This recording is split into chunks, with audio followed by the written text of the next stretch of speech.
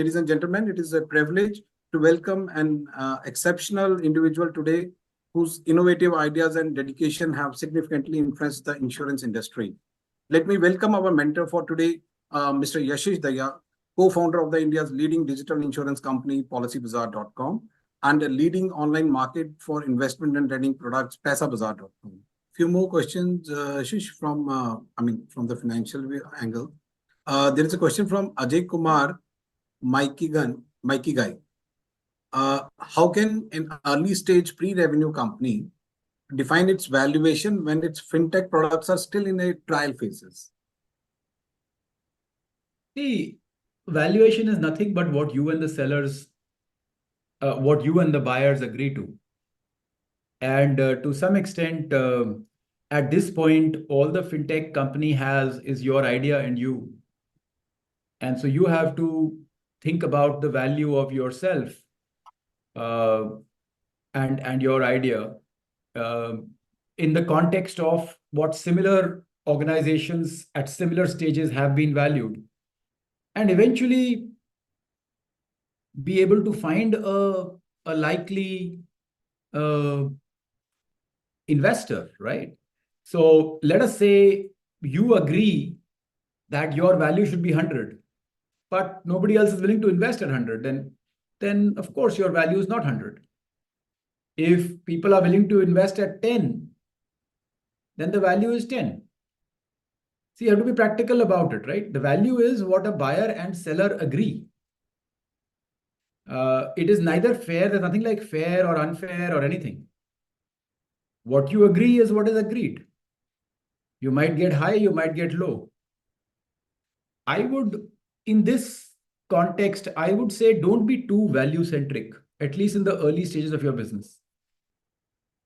Try to be partner centric. Are you getting the right partner? Are you getting the right investor? Are you getting somebody who will be able to stand with you through thick and thin or not? We multiple times in our early stages did not take higher valuations and took lower valuations, as much as low as 40% of the valuation we were getting, because we believed, and we did not get any strategic partners, by the way. So it's not for any strategy, but we believed that the quality of investor who was coming on board was higher. So just like at a startup phase, two companies with the same idea and with the same execution at that stage can have very different valuations basis the quality of the founding team, right?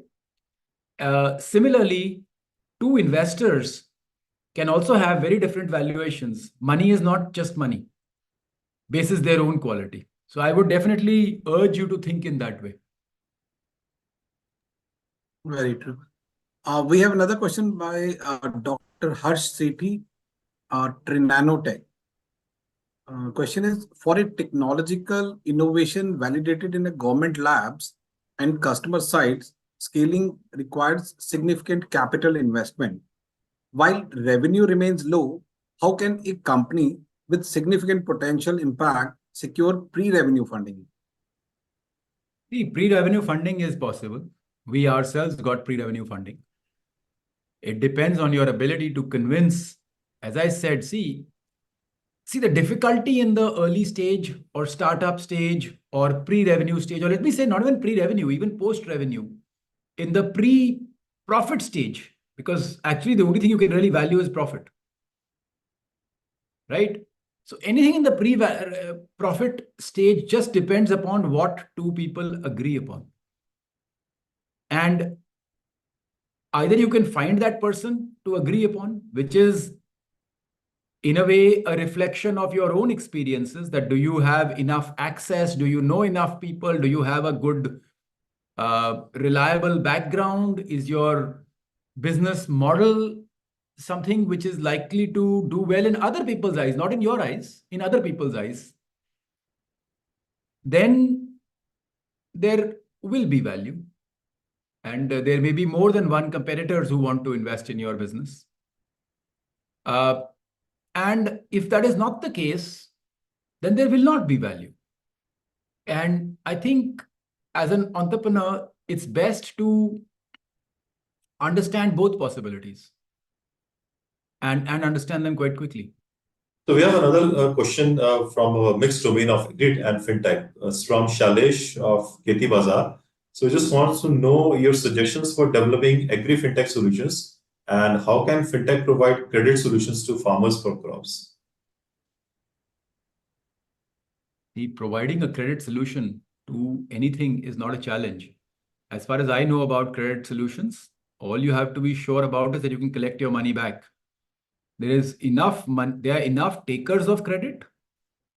There are enough providers of credit, and there's enough money to be made in credit. I think the only reason why credit companies ever do not do well is because they could not collect the money, or they gave money for wrong use cases, or they gave money to somebody to buy a cow, but the person actually went and gambled.